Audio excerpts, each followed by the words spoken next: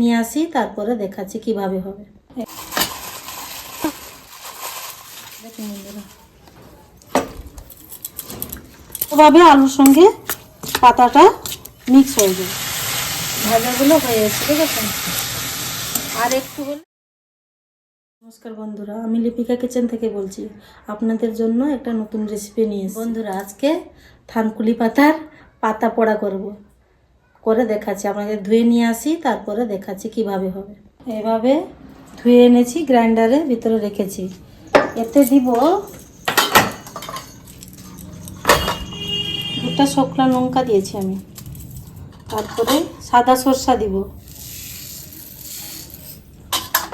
তারপরে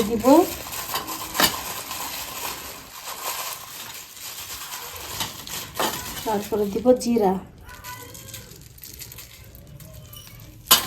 তারপরে একে গ্রাইন্ডিং করে আনবো। শিলনোড়াইও পারতে পারেন, আপনারা বেটে নিতে পারেন, কোনো অসুবিধা। টেস্ট করে নিয়েছি, দেখুন বন্ধুরা।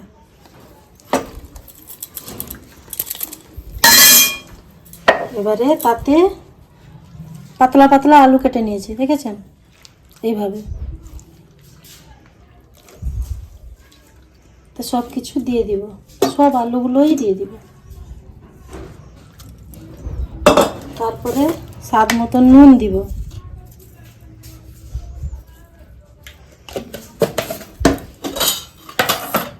আমি একটু লঙ্কা গুঁড়া দিব, আপনারা দিতে পারেন না দিতে পারেন, যে যেভাবে ঝাল খায় ওইভাবে দিবেন।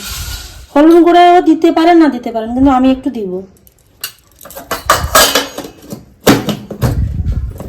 এইভাবে এটাকে ভালোভাবে মিক্স করে নেবেন। এরকম ভালোভাবে আলুর সঙ্গে পাতাটা মিক্স হয়ে যায় ভালোভাবে। এইভাবে মিক্স করে নিয়েছি। এটা কলা পাতায়ও করা যায়, কিন্তু আমি কড়াইতে করছি।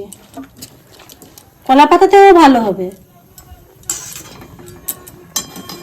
এবার বন্ধু, তেল আমি আগে থেকে দিয়ে দিয়েছিলাম, গরম হয়ে গেছে। এভাবে এটা দিয়ে দিবে।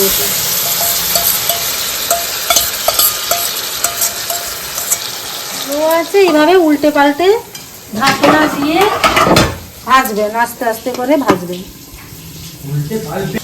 এইভাবে হয়ে এসছে, ভাজাগুলো হয়ে এসছে, ঠিক আছে?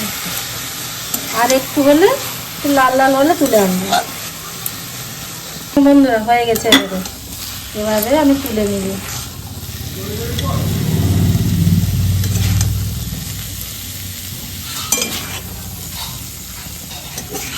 বন্ধুরা, কিভাবে লোভনীয় হয়েছে। ভালো লাগলে লাইক, শেয়ার, কমেন্ট, ফলো করে দিবেন।